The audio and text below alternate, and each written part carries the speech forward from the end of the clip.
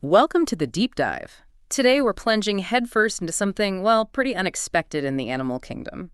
King Cobra combat. Yeah, it's fascinating stuff. Forget what you might picture, like instant venomous strikes. When these huge predators clash, it sounds more like a wrestling match. That's a great way to put it, actually. We're looking at a new study just out in Ecology and Evolution. Max Jones and his team did the work. Okay. And it gives us this first really detailed scientific peek at how king cobras actually fight it out in the wild. It definitely makes you rethink things about them. Right, let's get into this because the whole idea of these incredibly venomous snakes having, a non-lethal brawl, it feels counterintuitive. How did they even discover this? What kicked off this deep dive? Well, people have seen videos here and there and, online clips and stuff, but this is the first proper scientific analysis. Ah, okay, so more rigorous. Exactly. Starting back in 2016, Jones and his team, they use radio telemetry, so tracking devices. King Cobras in Thailand. Yeah, northern king cobras, Ophiophagus henna, that's the species name. And this let them monitor the snakes long enough to actually observe or figure out that combat happened 3 separate times. 3 times doesn't sound like a huge number. Suggests it's maybe rare or just really hard to catch them in the act. Probably both.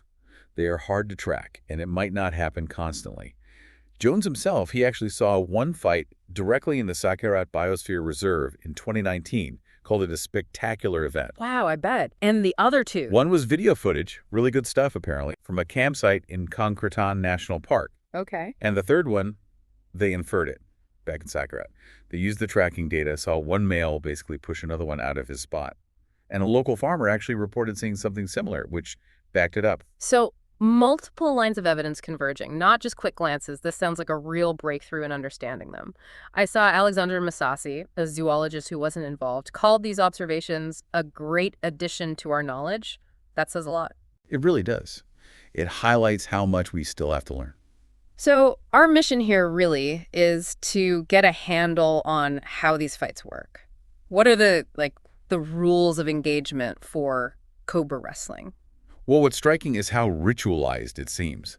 The study points strongly towards these fights happening during breeding season. So likely about access to females. That's the strong suggestion, yeah. Even though they didn't actually spot any females right there during the fights themselves. Interesting. And the fight itself, you said wrestling. Yeah, it's like a grappling match. The males try to push the other guy's chin down onto his back, basically try and force his face into the ground, pin him. A pin? Like an actual wrestling? Kinda, yeah. It's about asserting dominance through strength and leverage, not, chemical warfare. And these aren't quick shoves either, are they? No, not at all. Apparently, these bouts can go on for up to half an hour. 30 minutes of snake wrestling. Right. Eventually, it looks like the smaller snake tends to be the one to back down and retreat. Okay, that makes sense. But here's the absolute kicker for me. In all these cases, they didn't bite. Nope. No biting observed or inferred.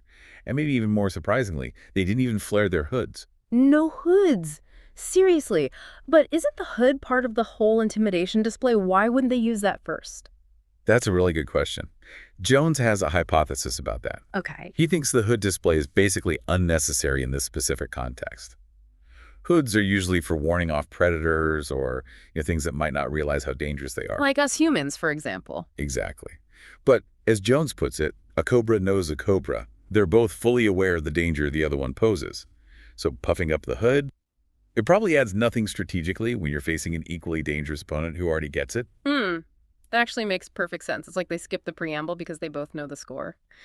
Okay, let's talk size. The study mentioned these fighters were big, like 11.5 to over 13 feet long. Yeah, these are large, mature males. Does that size parody that they're pretty evenly matched playing to why they don't bite? Almost certainly. That seems crucial. Look, king cobras eat other snakes.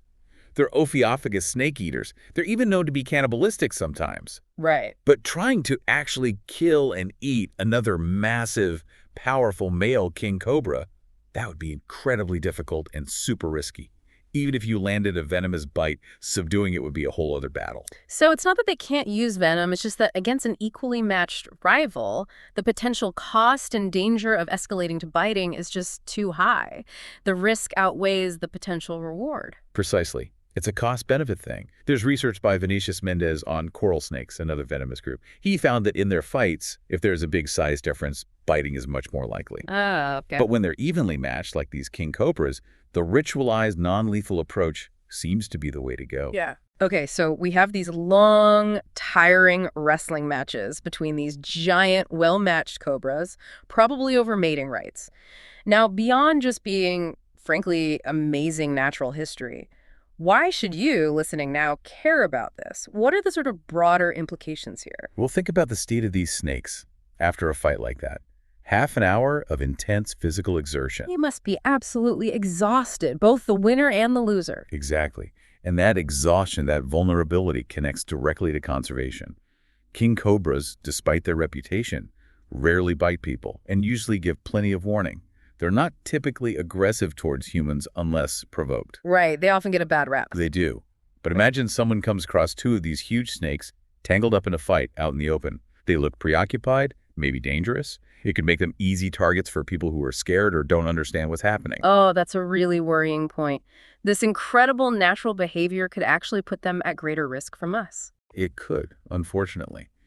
And that's why Jones really stresses conserving their mating habitats.